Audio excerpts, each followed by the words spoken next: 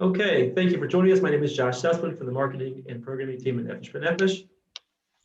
Very happy to be able to bring this topic to you this evening or this afternoon, depending on where you may be. One of my colleagues actually suggested it, who has a very allergic child, and said, you know, this is something that I think would really help a lot of people. And because we live in a virtual world these days, we're able to offer a lot more niche programming than what we might be able to do live in Teaneck or Toronto or LA. So we're happy to be able to offer this type of programming. Tonight's session is being recorded. So if you have to leave early or want to just review it later, it will be available. I will be sending out a copy of the recording as well as the presentation itself and any resources that are mentioned in the next 24 to 48 hours after Miriam Macro's husband gets it up online for me. As I said, one of my colleagues had this brainchild and we're happy to run with it. He introduced me to Aliyah Guidelines, who has put together this presentation and who spent a lot of her parenting time being an advocate and seemingly becoming an expert on all things allergies. We also are happy to have with us Miriam Mackler, who made Aliyah a number of years ago with a number of people in her family who have various food allergies and can bring a wealth of experience based on 14, 15 years of Aliyah coming with a family. So I'm going to let them introduce themselves a little bit more thoroughly than I will do. Again, please put your questions in the Q&A, not in the chat. We will monitor them throughout and be taking as many as we can towards the end of the session. With that, I will pass it to Ali. Thank you very much. Okay, thank you. Hi, everyone. Nice to be here. My name is Aliyah Guidelines. I was born and raised in Chappaqua, New York, in Westchester County. I made Aliyah 14 years ago in 2007, right after I graduated college. I made Aliyah by myself, without family or really knowing anybody or knowing Hebrew. And today my situation is quite different. I'm a fluent Hebrew speaker. And in the last 6 years, I've been very active in the allergy space. I have 3 kids. The oldest, Nadav, is almost 7. He's my allergic kid, and his 2 younger sisters are not allergic. And when he was 7 months old, I'm sure a lot of you know about the Bamba study, which showed that Israelis have less peanut allergies because they're exposed to Bamba from such a young age.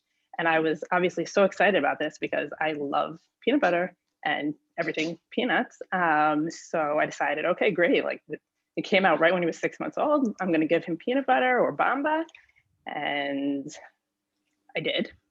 And discovered that he was allergic to peanuts, which I was not expecting at all. I'm sure you all can relate to what a shock that can be. So we discovered when he was 7 months old that he was allergic to peanuts. And a year later, we discovered that he's allergic to tree nuts. And that's it. And so in the last 6 years, that was 6 years ago. And about a year later, I was on Facebook and I was looking, for resources and for other people going through what I was going through. And I came across Amutat Yael, Yael is the allergy nonprofit in Israel. And I started getting involved. I joined the Facebook group. And one day someone put up a message, I'm looking for a translator. And I need help like figuring out stuff in English and whatever. So obviously that was perfect for me. So I said, okay, yeah, let's do it. By that point, I'd already been in Israel for 8 years. My Hebrew was pretty good. And from there, I started volunteering and becoming an active part. I'll tell you a little bit more about the nonprofit later in the presentation. But that's how my story with them got started. It's a completely volunteer organization. And I'll obviously give everyone contact information, how you can get in touch with us, but really it's an amazing, amazing resource for everyone Israelis and Olim and anyone who's dealing with food allergies in Israel. And today my son is actually, he's no longer allergic to tree nuts. They all went away on their own. And my son finished IoT program here in Israel at Asaf Rofei Hospital. We'll also talk about some treatment options later on. So today our situation is a little bit different than what it was in the past, but doesn't stop me from still being active in the allergy world and community. So yeah, that's us. And, you know, of course, any questions that anyone has, feel free to write them in the Q&A and we will do our best to answer them. And obviously anything that's specific, because I'm going to talk about allergies in general, but, you know, there's tons of specific situations according to each person and what their needs are. So you can always feel free to be in touch with me or with Miriam or with anyone else, and they'll give you the information. And, you know, more than happy to help, because I know how overwhelming it can sometimes feel, you know, making Aliyah. I've been there, and then with a kid with food allergies, even more so. So yeah, Miriam, you want to introduce yourself? Hi, thank you, Ali. I'm Miriam Mackler. My husband, Baruch, who is a Nefesh B'Nefesh employee, we made Aliyah in 2005 at the tail end with 3 children, ages 1, 3, and 5. The 5-year-old had a peanut and fish allergy. Thank God nothing was anaphylactic. But the 3-year-old had peanut, egg, and dairy, and the dairy allergy was anaphylactic. He had already had 2 EpiPens for minuscule encounters with dairy. We had allergies in my husband's family, and you know, just because I was trying to be careful, we had our oldest daughter checked and discovered that no, she wasn't allergic to milk like I thought, but she was allergic to other things. And then we knew to be more careful with child number 2. But he was the wild card. So, but he had never been in any school environment beforehand. He'd only been home with me. So we had one heck of a time trying to figure out what to feed him, but I had never really had the experience of having to send him out into the great wide world and figure out what to do. And so, you know, we had a lot of difficulties and challenges trying to figure out, you know, the foods that he was used to eating in America, the certain convenience foods, et cetera, were not available here at that time. They're still not completely, but there's so much more. And we had to do some pinch hitting, and we had to, at that point, the playing field is pretty empty. You know, there was not a lot of food labeling. There was a lot of well-meaning ignorance, and we really had to be incredibly careful because basically we had a child who couldn't do birthday parties. No eggs, which meant no cake, no dairy, which meant no ice cream, and lo and behold, he was also allergic to latex, so forget the balloons. So it was a panic. But, you know, thank God he has outgrown the dairy allergy, and we've learned a lot on the way, and we're definitely willing to and happy to help anybody in any way we can with some ideas and suggestions and just our basic experiences, which thank God the situation has changed a lot since we came, but certain things remain the same. Definitely. All right, cool. Thanks. All right, so let's get started with the presentation. I do think it's really important what Miriam just said, which is that, you know, we have a long way to go here in Israel, and not everything is perfect, but I can personally say from my experience, even in the last 6 years, and you have a longer experience for a longer time in allergies, that we've come a long way. There's been a lot of changes. There's been new laws. There's been new rules in the education ministry. So we do have a long way to go, but it is important for me to put across the message that we are making great improvements all the time. Absolutely. Which is really exciting. So what are we going to talk about? Why can't I change this? Okay, here we go. What are we going to talk about today? First of all, we're going to talk a little bit about food labeling and eating out in Israel, which I'm sure that if some of you are making Aliyah or have already made Aliyah, many of you probably do have some experience with this. All the bureaucracy involved, schools specifically, getting around the medical system, and resources for information. I'm going the wrong way here. Okay. So first of all, about food labeling and eating out in Israel. It's very important to understand that there is no food labeling law in Israel whatsoever. There is a gluten labeling law. And therefore, if you see that something is labeled contains or may contain gluten as they call it in Hebrew, gluten, that doesn't mean anything in terms of allergies. That's the bad news. The good news is that many of the major companies are actually very good about labeling food allergies. I don't have a specific list here right now, but all of the major companies, which are Osem, Elite, Strauss, all of the big international companies, obviously Unilever and also some smaller Israeli companies are really, really good about labeling, including contain and may contain statements, which is great for us, obviously.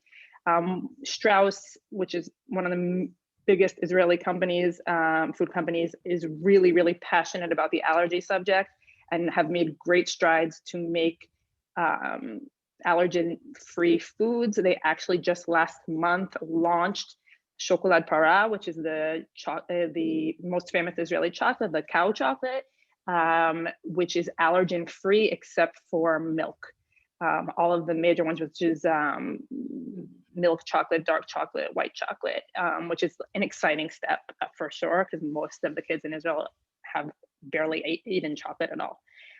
So it's very important to remember that in general, there's no food labeling law. And if you come across a small company that you don't know and you've never seen before, so it's not worth it to take a chance, because if there's no label, it doesn't mean anything. It doesn't mean that it's allergen free.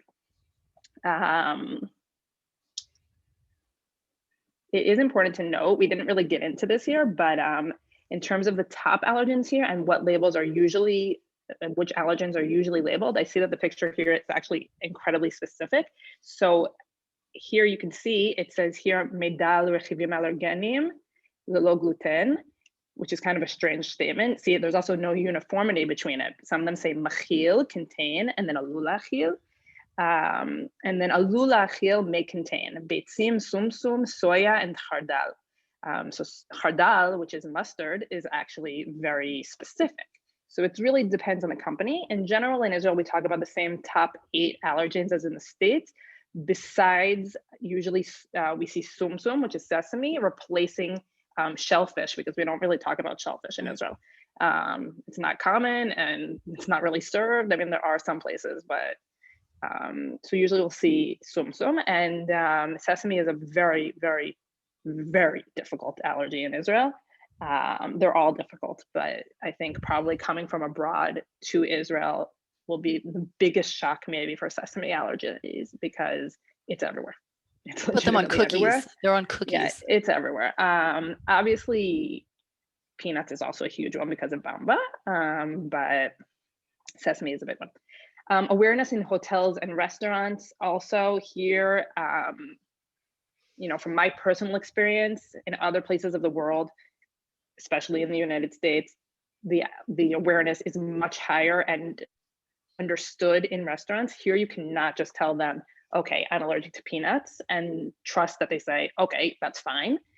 Most places probably won't also. You really need to get into it and check and understand and ask questions. And my recommendation is, at least in the beginning, when maybe your Hebrew isn't so great or whatever, just bring food with you wherever you go. That's how I always did when my son was little. It is possible, there are restaurants that are willing to accommodate, but it's not as obvious, at least from my experience in other places, where I knew when I was in New York that I would most likely be able to find restaurants that were really willing to commit to my allergies.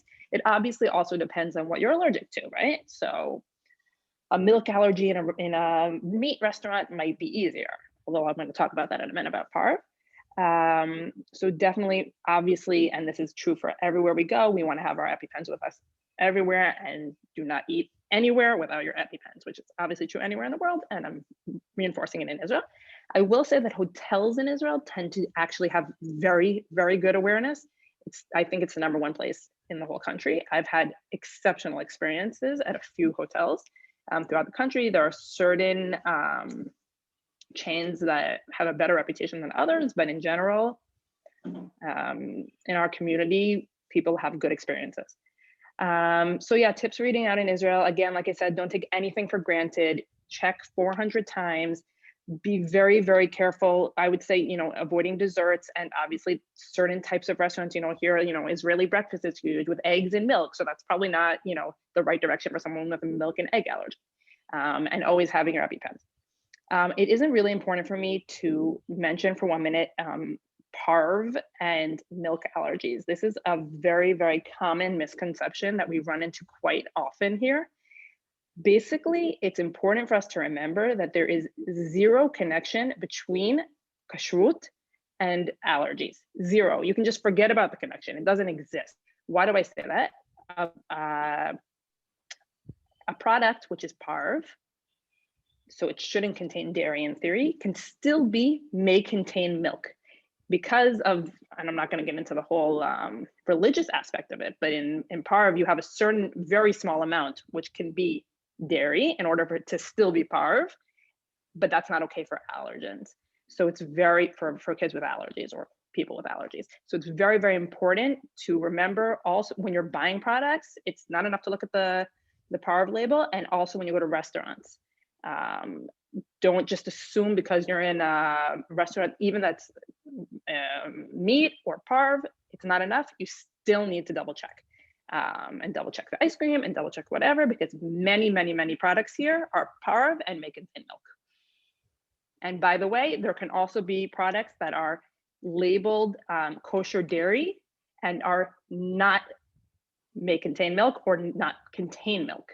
Those are usually for products that are imported to Israel. And so that might be less of an issue for those who are familiar with the products abroad, but that situation also occurs. And therefore, it's just really, really important to remember that we're looking at the allergens and not the kashrut. Okay, so there's a lot of bureaucracy in Israel. You've probably already heard that. But there are also a few programs for kids with food allergies, which are really great and will really help those that are trying to get acquainted with the system. So it's hard to really get into everything here. And I told Josh that we can send out from the nonprofit, we have very extensive guides of how to do all of these things step by step. What are the criteria? How to get the forms, whatever. It's all in Hebrew, which will be good practice maybe. But in any case, we'll send them, and whoever has questions can obviously be in touch with me, and I will help you with everything you need, because I know that it's not easy. Even for me, sometimes it's not easy. So don't be worried about that. So a few important things. First of all, we have 3 different things I want to talk about. One are aids in school. Second is Bituach Leumi. And third is the army. So in Israel, we have an aid program in the schools for kids with food allergies.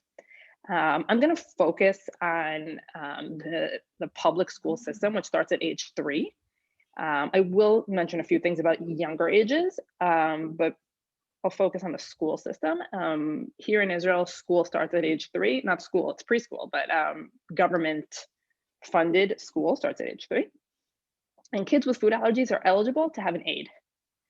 What does that mean? An aid, someone who comes and her job or his job is to be in charge of making sure, A, that the allergen does not come into the school. And in a minute, I'm going to get into the rules that are around the schools. And second, to take care of the kid if he or she has an allergic reaction. There are a lot of benefits to this program. Obviously, a lot of people sometimes are a bit nervous, like, oh, well, my kid will feel different, or maybe, will hurt his social life. It doesn't have to. My son, all 3 years, you have 3 years here in Gan, which is like preschool, had an aid, and he knew that she was related to him, but they're not like stuck on them all the time, right? Most of the time they're part of the staff of the school, and they just know that their number one responsibility is to take care of that kid, or it can be 2 or 3 kids. There's one aide per gan or per class in a school. So if there's 2 or 3 kids that are allergic, that aide will be for all of them. But in general, it's and usually from my experience also, the parents are actually happy that there's that aide because it's another staff member. And as you may know, a lot of the classes in Israel are quite large. So it's always good to have an extra pair of hands on hand. In terms of how to apply for an aid, something really, really important that I actually learned when I was preparing for this webinar is that you must, it's actually really, in terms of Israeli bureaucracy, it's actually a pretty easy one to get an aid. All you have to do is submit a letter, like a summary of your latest allergist appointment that says that you have an allergy, what your allergy is to, that it's life-threatening, and that you have an EpiPen. That's enough to get an aid. You only get an aid for specific allergies, which is milk, eggs, fish, sesame, tree nuts, and peanuts. If you have like a random allergy to fruit or something, then you won't be eligible. And what I was going to say, which is what I learned, is that you must have a letter from an Israeli allergist or an Israeli certified allergist. So if by chance you live somewhere that there's an Israeli allergist there, great. If not, you're gonna you're gonna have to get a letter from an Israeli allergist potentially before you arrive in Israel, because the deadline, let's say for next school year, to apply for an aid is July 10th. So someone who's arriving in August, it's going to be too late. So anyone who's in that specific situation can feel free to get in touch, and I can try to point you to an allergist. You may be able to send in all of your documentation and therefore get just a letter without actually having to go in. But, you know, these are really specific cases that, you know, we can try to take care of on an individual basis. And then you just submit that to the ministry, to your local city, actually, and they submit it to the Ministry of Education, and then they approve you in age 3, 4, 5, and first grade. You are approved for the full day of school. So that's 6 hours in Gan and 5 hours in Kita Aleph. And in Kita Bet, which is second grade, you get 3 hours a day, which is supposed to be like for mealtime. And then from third grade, you don't have an aid. And we'll talk about how you prepare in school a little bit after that. So yes, that's about the aids. If there's questions, we'll make sure to get to them in the afterwards. Bituach Leumi. Bituach Leumi is Israeli Social Security. Everyone pays into Bituach Leumi. And if you have a child with a food allergy, you may be eligible for assistance from a Bituach Leumi. This is actually applying for handicap status with Bituach Leumi. I feel like in English, the word may sound a bit scarier than in Hebrew, but there aren't real implications to being classified this way, but there are specific criteria. So in order to be eligible for Bituach Leumi, you have to have a few things. One is a food allergy that is life-threatening. 2 is an EpiPen.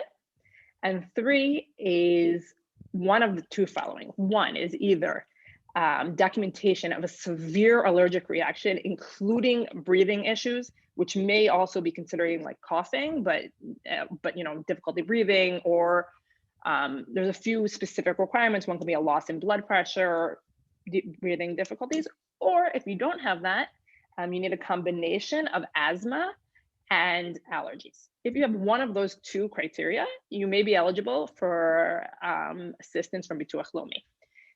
What does that mean? You submit all the paperwork. You can do it online. It's all in Hebrew, so again, we'll help you.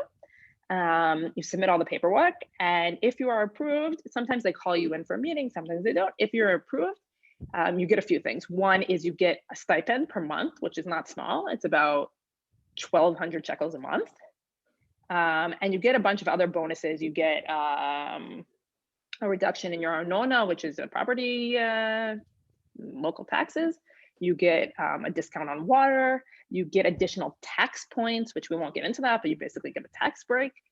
And that's about it. So, and that's up until age 10. You're allowed to apply from that to that from 9 months until age 10. But you have to meet those specific criteria. If you don't know if you meet them, you can always try. There's no harm in trying. It is important to note that there is no connection between Bituach Leumi and an aid. So you may not be eligible for Bituach Leumi, but you'll still be allergic. You'll still be eligible for an aid. Last thing is about the Army. I personally don't have any experience with this yet, but a lot of times people are concerned about what will happen in the Army. In general, the answer is that it's very, very specific to each kid and their specific situation. Typically, they look at the last few years before your recruitment to see if you've had a reaction, how it was handled, and then they give you the appropriate profile number according to that. There's also specific criteria. For example, an allergic kid can only be on a base that is less than 30 minutes from a hospital. So the Army is really, really changing in terms of allergies. 4 or 5 years ago, a soldier died who was allergic to tree nuts, and he was in his basic training, and he ate granola, and there was like a million things that went wrong, and didn't have an EpiPen on him. And after that whole event, the Army really got into gear and are trying to take the allergy situation much more seriously. It's still not perfect. And if anyone here has a kid who's going into the Army, we have a few people in the nonprofit who this is their expertise, and I'll hook you up with them and they will guide you through the whole thing. Okay, schools. So like I said, we have 2 different ages. One is 3 up and one is below age 3. So I will get into that in a minute. Right now, let's talk about the age 3. First of all, we have the Hoser Mancal, which is basically guidelines. There is a Hoser Mancal for basically everything in the Ministry of Education. It can be about how to handle kids with allergies. It can be about how to go on a school trip. It can be about how many hours a day a kid learns, about everything. These are the guidelines that are mandatory for the Ministry of Education, that the school doesn't have an option. They must follow them. So first of all, it's a must read for anyone who before starting public school. Again, it's in Hebrew, but I'll help you through it if you need it, or stick into Google Translate. I'll send the link after this. It really goes into very specific detail of what a school needs to do and how a school needs to handle food allergies. And there's actually some really, really good stuff in there. For example, and again, this is from age 3 till 18. Regardless if you have an aid, the aid is irrelevant at this point. All allergens must be removed from the entire classroom. Okay, so if you're allergic to milk, eggs, anything, even if it's one of the less common allergens that you are not eligible for an aid, it still needs to be removed from the classroom. So if you're allergic to lentils, or you're allergic to, I don't know, peaches, those need to be removed from the classroom. Everything needs to be removed from the classroom. Now, there is a tricky situation when kids are allergic to a very wide range of allergens. And if a kid is allergic to milk, eggs, sesame, peanuts, it starts to get tricky. And therefore, we have to try to sometimes be flexible and try to decide what makes sense. For example, there won't be any milk itself that you drink, but maybe we'll allow sliced cheese because it doesn't make a mess. So we need to really look at each individual situation and understand what makes sense for that school. Also, it's very important to understand that the Hoser Mancal is not a suggestion, and no one has to ask for a favor. These are mandatory guidelines for the school. So you don't have to feel like you're bugging the school to make them remove the allergen from the classroom. If you are allergic to an airborne allergen, this is not specific to your situation. The kid doesn't have to be considered airborne. The allergens which are considered airborne, which are peanuts, tree nuts, and fish, must be removed from the entire school. So if it's other allergens such as milk, it's from the classroom. And they say the common areas, so for example, the lab, the library, the sports club, whatever. And peanuts, tree nuts, and fish are removed from the entire school. This is the same as well for GANs. So if my specific GAN classroom will be removed from all allergens, but if there's 5 GANs, let's say in the same complex, and there's a peanut allergic kid, so peanuts must be removed from all of them. It's not common in Israel, and it doesn't exist that schools are just peanut free. It's very specific to the kids that are in that school. As I know, in Canada, I think a lot of schools are peanut free, regardless. I guess there's probably a very high likelihood that there is a peanut allergic kid there, but here it's very, very specific. The Hoser Mancal also takes a look at training. Schools must undergo training, including the entire staff, of how to treat a reaction, as well as how to notice that a kid is having a reaction and what they need to do. I'm not going to say that it's all perfect, and part of our job as food allergy parents is to advocate in our school and for our children, and to make sure that the trainings are happening. And we always say that we are the best trainers, and I highly recommend that even if an external group come in, you also train the staff in your school, because you know your kid best and you know what needs to be done. I will also say that in the nonprofit in Yael, we also provide trainings for schools and GANs for our members, which just means like joining and paying a very small membership fee, which helps us continue our everything is volunteer, like I said. So we will come into schools and train. And there's a lot more important information in the Choser Mancal, including the fact that having an aide is a right, but it's not a requirement. If you don't want your kid to have an aide, you don't have to. And if the aide is sick or she goes on vacation and there's not a replacement, they must allow you to come in. They cannot stop you. No one can tell you, no, we're not taking responsibility, which is one of the downsides of the aide program. The people think that's only her responsibility. It's your decision and you do not have to have one. Or like I said, if she doesn't come one day, you can still go to school totally normal. It's important to also note that the Choser Mancal is also relevant for Tzaron. Tzaron is the extended day program of schools, which is in GAN if they finish at 2 p.m. or at school finishes here early at 12:45 or 1:30. Depending on the school, and then you have the extended day. There's no aid in that program, but it still must be free from the allergens. They still need to undergo training, so it's all relevant for that as well. And there's a lot more in there too, but he really lays out school trips and all that stuff. Ma'on and private GANs, I'll get into that for 1 minute. This is the 0 to 3 age. So we have public Ma'onot, which they're not the Ministry of Education, although they are saying now that they want to add them. Here, it's a whole different ballgame and a whole different set of rules and a much bigger mess, if I must be honest. First of all, you have the public Ma'onot where you can get an aid if you have a milk allergy or if you are multi-allergy. So if you have a number of allergies or you have a milk allergy, you can get an aid, but only for 2 hours a day, because the idea is that they'll come for the meals in the morning and the afternoon, which is also an issue, finding someone who will work for 1 hour and 1 hour here. And they need to remove the allergens, but in certain situations, and the kids, let's say for milk, they still have formula, obviously. So it's a much bigger issue and it's a little bit messier. But also, we also have, for whoever that's relevant, we also have people in the nonprofit who totally understand that and will help you and let you stand up for your rights. And then you have private GAN, which a lot of people choose to send their kids to private daycares. My son was in a private daycare, which there are no rules, and every GAN can do what it finds to be right.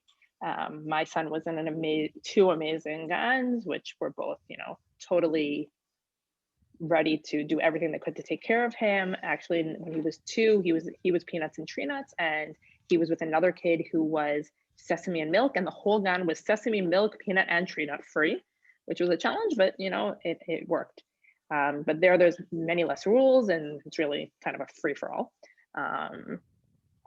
One more thing is the EpiPen law. In 2019, the EpiPen law went into practice, which is a law requiring that all educational institutions have an EpiPen. Originally, the law, which took 7 years to pass, by the way, was aimed to be all public institutions. In the end, because of all the bureaucracy and whatever, it came down to just educational institutions.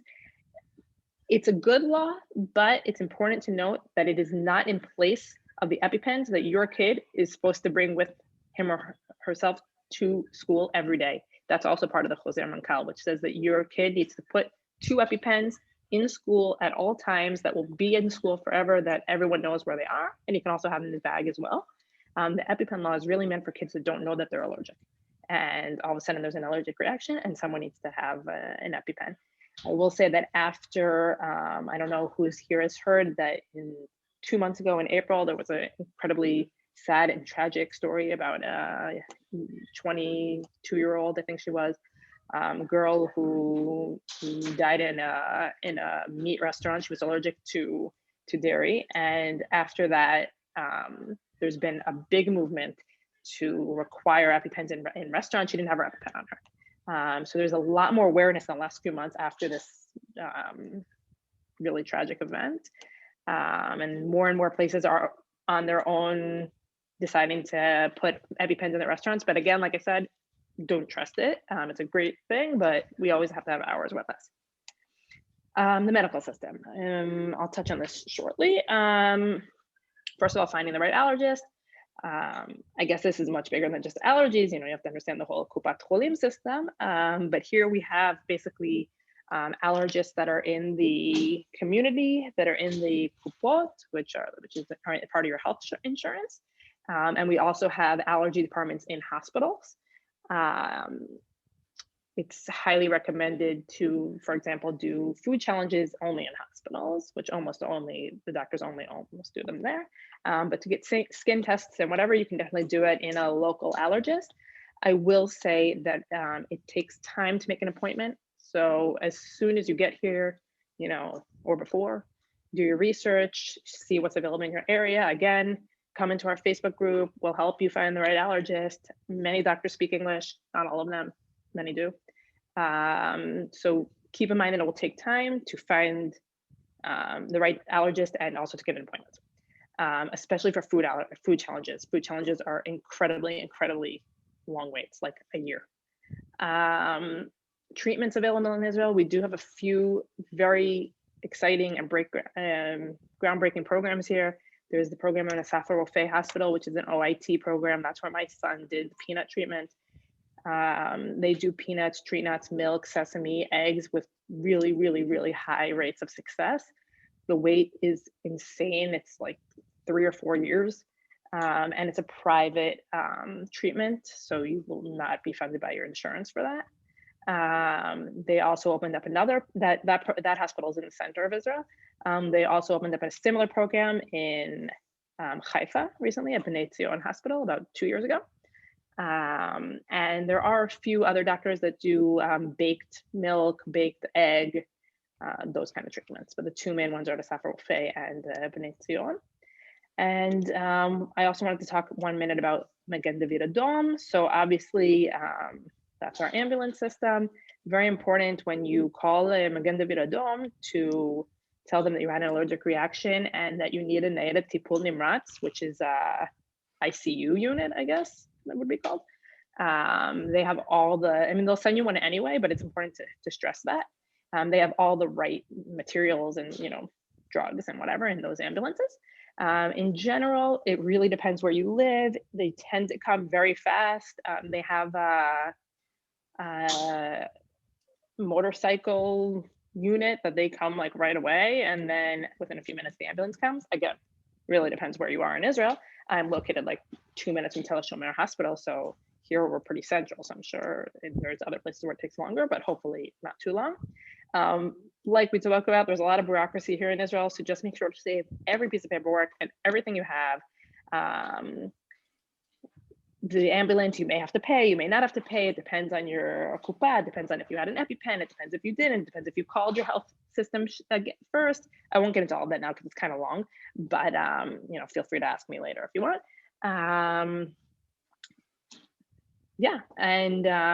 Lastly, and then we'll talk with Miriam a little bit, is resources. So obviously our website for Yahel, like I said before, just 2 words about what we do. So we are a completely volunteer organization made up of, our board has 10 parents who are parents to allergy kids. And then we have, hundreds of members, and our job is to make life better for people with food allergies in Israel. And that can be in every aspect. For example, I just talked about the aid program. So the Ministry of Education decided to cancel the aid program for kids with cashew and pistachio food allergies for no reason whatsoever, just because we felt like it. So last week we filed like an injunction to the Supreme Court to try to stop that. But it could be everything with food labeling laws that we're working on and everything, and mostly just helping people that need help, that are stuck in a tricky situation. So that's our website. There's a lot of really good resources on there. WhatsApp groups. I know that abroad it's less popular, but here WhatsApp groups are everything. So Miriam nods her head with her probably 4,000 WhatsApp groups from her kids. That's after I pare them down. Yes. Yeah, it's insane. Crazy. So we have many, many WhatsApp groups. Here's the link on the bottom where we have per age and some per location and whatever. So you can join the WhatsApp group and then it just, talk. We also have an English group, which I'm not sure is on that link, but I'll make sure to send it out afterwards. And the Facebook group, which is where I got started with knowing everybody and getting involved. You can always feel free to write in English. One of us will answer. I'll answer you. And of course, getting in touch with us and our emails are here. Great. I'm sure there's a lot I didn't touch on, but you can always feel free to reach out with specific questions. So Miriam, do you want to talk a little bit about, your experience making Aliyah with food allergies and what tips you have? Okay. So, we were just so caught up with trying to do everything we were supposed to do normally, the boxes and the packing and the finding a place to live. And since again, our son was at home, I was very worried. I did make sure that he had a medic alert bracelet. That was a very important thing for me. And I wanted to get one in Hebrew as well, because I knew that allergies were not as well known here. Now, that has definitely changed a lot. But I do suggest that, a child who can have any sort of, specifically a young child who is unable to do any sort of monitoring of their own food, be labeled in some way. I think that even if, let's say that even if the child doesn't really need it, it will give a lot of peace of mind to the parent, and that's crucial. So that's number one. And I also just a little tip, I thought about it. I was like, okay, well, my son is a lefty, so I put the bracelet on his left hand, because if somebody offers him an ice cream, it'll be with his left hand. He's going to take it. We go crazy. We're parents. What I do highly recommend is to sort of figure out what kind of convenience foods that you're relying on now. There's a selection of everything here. It's just, if they're 25 peanut free, completely, allergen free cereals in America, you're going to have maybe 5 here, but they're 5 good cereals, and that's okay. But you're not going to necessarily, if your child is obsessed with Choco Banana Bits, you may not find that. You'll find something else he likes. You may find it. But I suggest if there are any specific foods that you're able to find that are frozen or prepared ahead of time, if there's anything you can learn how to prepare on your own, find a recipe for. Everything is all over Pinterest. You can get so many tips. If you're handy in the kitchen and you're a little bit creative, practice. Be prepared to pinch hit a little bit, particularly when you have a very young child who's used to certain things. Pack some of your tried and true shelf-stable favorites until you figure out what it is you like here. They have every kind of non-dairy milk known to man, and then too. You're good with that stuff. The health food stores are well stocked, all different kinds of flours, all that. You're good. But a lot of the ready-made things or it's a little bit scarce. So that's what I think is just a really good way to prepare. Obviously EpiPens are very much a very well-known and accepted thing here, but they, I don't actually remember if you said this, Ali, but in America, they're much more liberal with the amount of EpiPens they will give you. We were told that when we flew, at that point, we weren't flying internationally, we were flying cross country in America. We had to take 5 EpiPens with us in case someone had peanuts on the plane, which probably isn't even an issue now, but we had to have 1 for every hour. We were not able to get more than 2 EpiPens in Israel. And sometimes they were like, well, this, that, and the other. It's different now, but I don't think you'll get 5. So it's really important. That's a really good point. And you're Mu'chedet, right? Yes. So Mu'chedet specifically are really bad about that. So this is actually an important note when choosing. It's been a long time since I've had to ask, actually, but yeah. So I have Maccabi, and I've never had an issue. So take note, people. Fantastic. I'm not sure about the other ones, but I know that Maccabi is better. But yeah, that's a really good point. And also, we didn't talk about how I know this is a global issue, but in Israel, it's also an issue that there can be shortages. So make sure you can usually find one, but It can take a little bit of time, so make sure to renew your prescription in advance if they need to order one for you, and make sure to come with at least, a stock. Right. I mean, look, they're pretty shelf stable, but still. Yeah. What else? The other thing that there were two things that I found. I found that, the doctors here are great. We really have been very happy with them. But I felt that it could be just that the doctor we went here, he was very, very well regarded, hospital affiliated, busy. But I mean, many people were using him, and we knew he was good. But we had to stay on it because there were sometimes things that, I had to remind him. I'm like, no, you didn't want to check for A, B, and C. You wanted to check for A, B, and D. Oh, right. Keep your paperwork. Come with everything. Before you leave, go to your allergist, have them write up a synopsis of your child's condition, what they've tested, how they've come to the conclusion, any family background, bring it. And if you have a question, say something. Like, for example, if you like something that happened to us, and I think this is really important to point out, is that there's like, there are basic tests that they do when they're evaluating if a child has food allergies. If a child comes in with, eczema skin and, sneezy, this and that, they're going to test for A, B, C, D, E, F, G. If you go, I think they're allergic to, plantain, they're still going to check for A, B, C, D, E, F, G, because that's what they do, protocol. We knew my son was allergic to a few of A, B, C, D, E, F, G, and we were very highly suspicious about a couple other letters. But instead of checking for the other couple letters, we were given a referral for the basic package test. When I looked at it at the place where we were going to be tested, it was not at the allergist, it was at a medical center. I said, wait a minute. This package deal is going to cost me 800 shekel. I said, but he doesn't need most of these tests. He needs some of this and some of that. So then the nurse said, oh, you don't need all of them. You can order a few a la carte. And all of a sudden, my bill went down by 600 shekel. So it's very important that you have to be your own advocate for your child. Some of it is going to be because there's a language barrier, and some of it's going to be because things work differently. The medical care is here. It's quality. Your kid's going to be fine. But you can't just drop things on the doctor's desk and expect that he's going to do everything for you. And the other thing that I found was there's that sort of gray area. We all worry very, very much about our children who have life-threatening allergies. And we sort of end up grouping kids into, oh my God, if they eat this, something horrible is going to happen, and everyone else. But there's the gray area allergy. You've got the kid who has a bit of a rash, and maybe an uneducated parent or an uninformed parent might not realize it's a food allergy, but you've tested your kid and you know your kid has an allergy. But it's not airborne, it's not life-threatening. They just can't eat that food.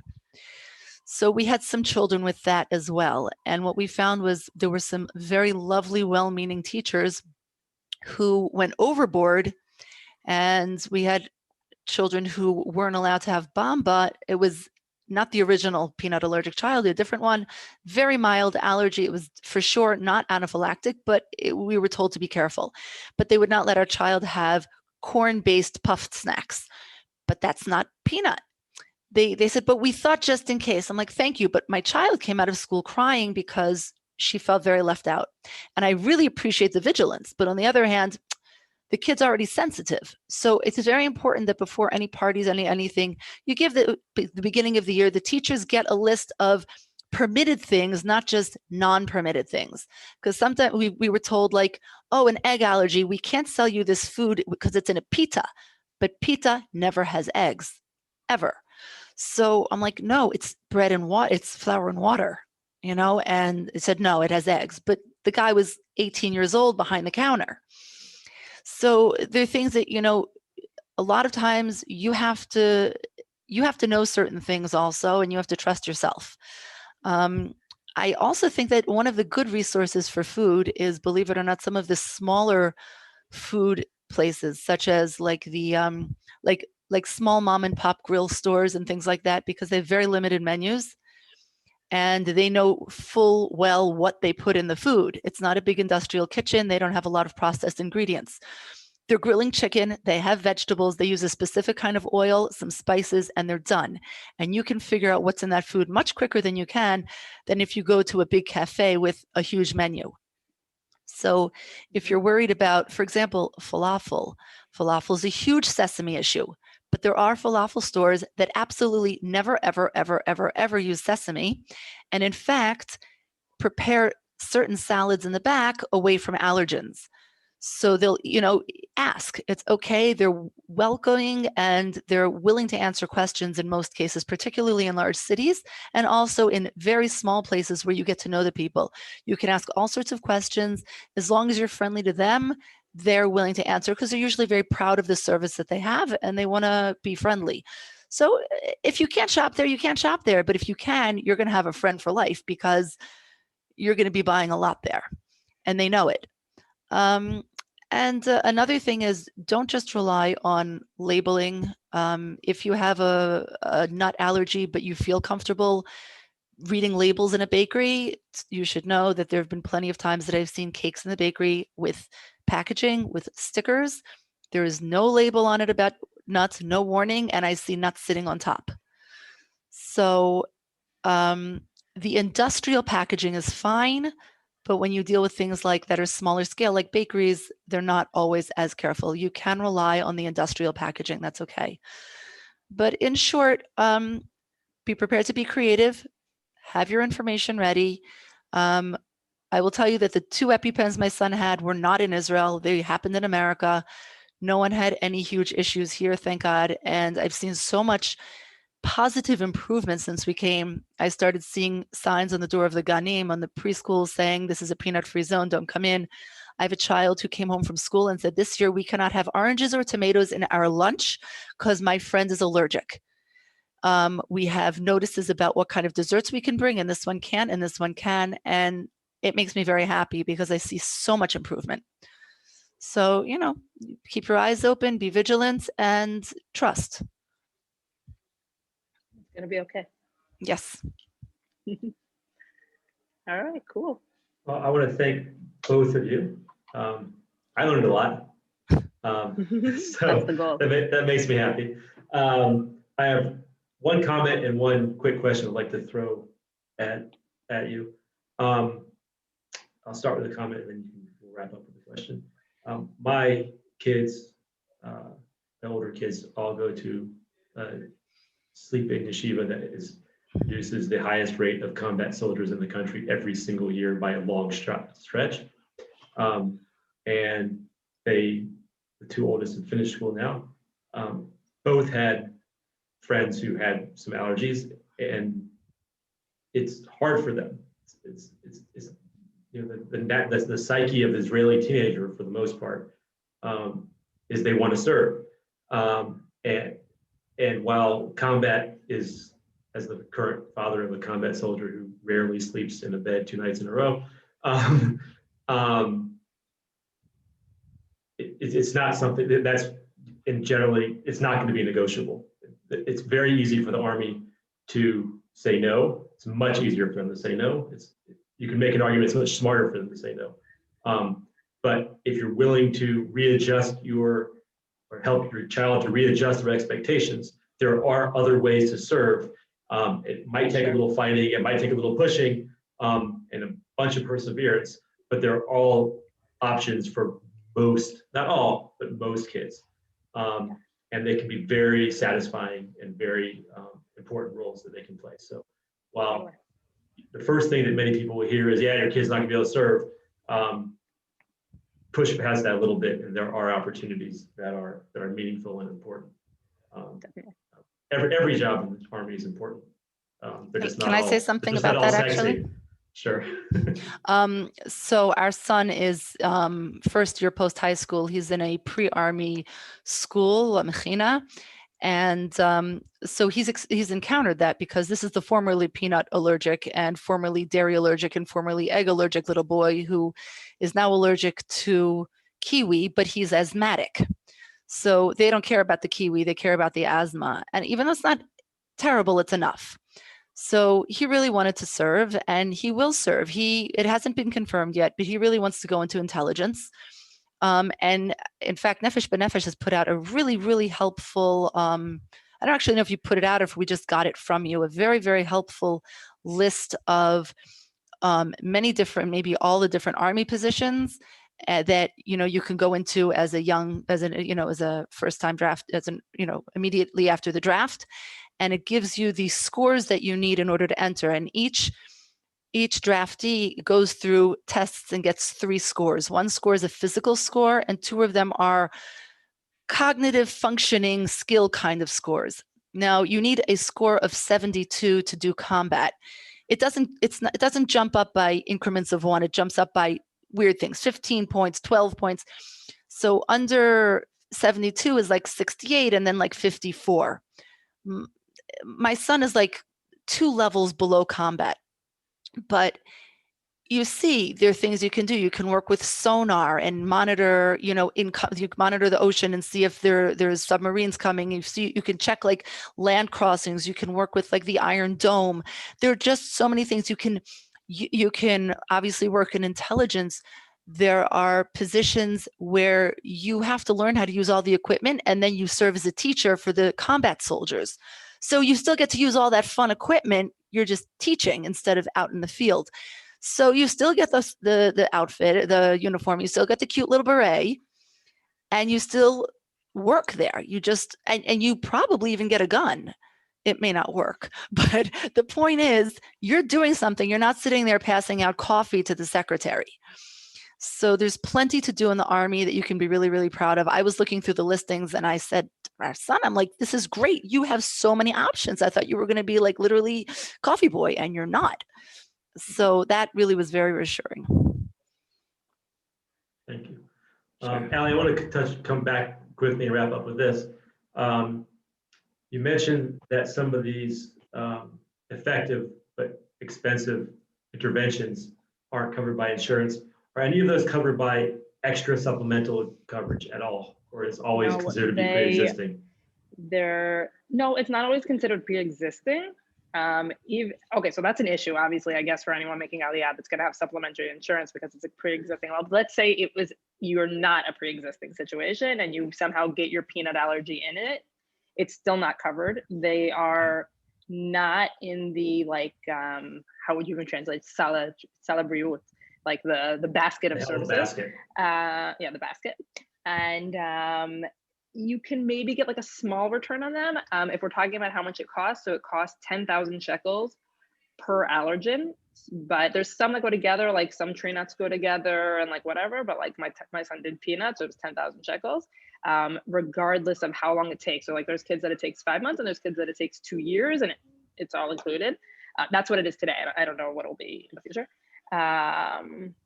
But yeah, they're not very subsidized, if at all.